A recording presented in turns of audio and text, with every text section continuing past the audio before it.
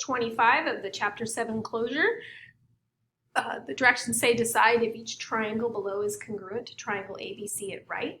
Justify each answer with a sketch. If you decide that they are congruent, write a congruent statement relating the triangles and indicate a sequence of rigid transformations that maps triangle ABC onto the other triangle. So first thing I did was I figured out what the missing angle right here was. It's 75 degrees.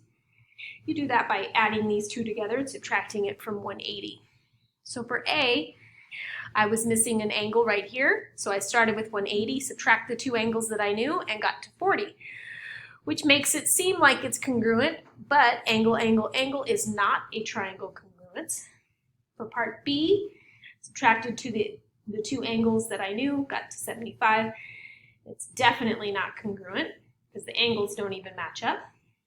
Part C, I calculated the missing angle and realized that the 40, the 8 units, and the 75 went in the same order. So 40 degrees, 8 units, 75 degrees, 40 degrees, 8 units, 75. So these two are congruent by angle, side, angle. Question 113, for each part below, decide if the triangles are congruent. If they are, justify your conclusion using the triangle congruence conditions. If they are not, stay Y. So for part A, they have a shared side right here, so they are congruent by side, side, side. Part B, we have angle, side, side, angle, side, side, which spells a bad word backwards, so they are not congruent. Part C, there's not enough information. We would need to know this side right here. Question 114 says, write an equation of the line that passes through the point -5, 4 and 3, -2. So the first thing I did was find the slope. By subtracting y minus y over x minus x, I got a slope of -6/8 and reduced it to -3/4. Then I plugged that into my y equals mx plus b formula, and I used the first point.